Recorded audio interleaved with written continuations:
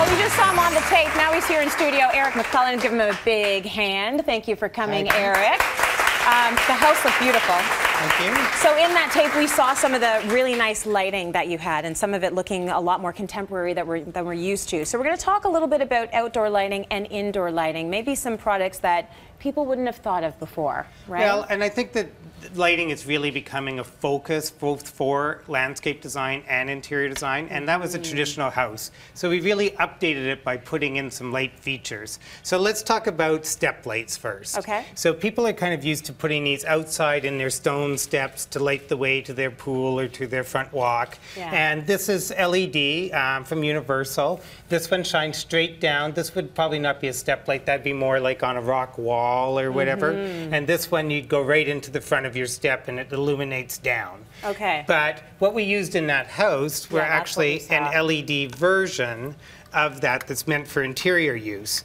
And notice how small this fixture is. It actually will fit into your stud space. Okay, so take a look at that. It has clips on it so that the drywall flips right into there. Okay. And you have absolutely no fear with your children or fire with these because they're LED. They really are incredibly energy efficient as well as they run cool. Yeah, and they look so good. And if you look at this one also goes in the wall and it shines light down out of this little trough. So if you wanted to light up, you'd go this way, sideways, you'd go this way, and down you'd go that way. Very nice. So. Okay, so now what are all of these little bits and bobs? Or maybe we should talk about this guy. Well, because he's fancy. Well, so then on a picture on the screen, we backlit a drape in a great installation. And once again, that used to be kind of dangerous. If you were going to backlight drapes, you had to use compact fluorescence, and they had to go behind those big valances like in the 70s houses. Right. So this is just simply a drape.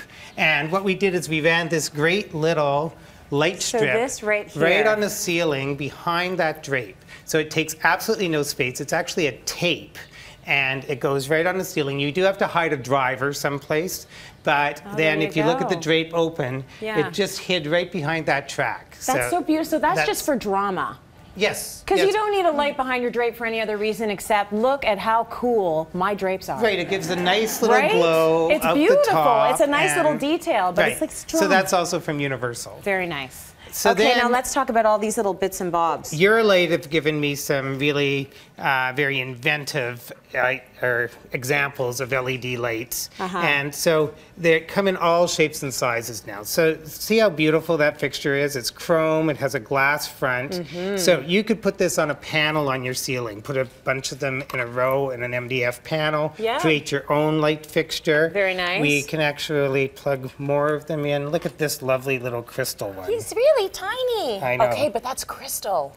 Oh, look at of that. Course now it doesn't light up. That's okay. Just picture it on this finger. Yes, exactly. Look how small that is. Oh, it's so perfect. So, look at that. So where these first of all, you do need an electrician to put these in. You're not supposed to just be jabbing them into your ceiling at want. And you do need this driver someplace. So you can't just decide that you're going to put light in the center of your room. You have to have an access, so you have to feed from a closet or from your electrical panel to this driver, and then these small wires go to your lights. How would you use that? Okay, so this is exactly where we would create our own light fixture. So you might get a big piece of MDF board, paint it an accent color, the color of your ceiling, and then you drill holes the exact size of these, leave a space above it, and then you could have like a starry ceiling effect. Oh, that's lovely.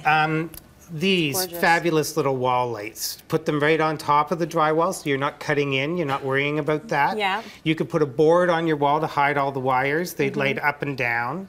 Okay, very cool, and it looks good. This one, once again, stainless plate, covers all of your mess. You actually can cut a bigger hole. Okay, so you can see the back there. There's not a lot going on there. How would you use these? Well, so once again, in wall or in stairs, in the side of your stringers, the light shines down, or the light could shine sideways, depending how you rotate the fixture. Very cool.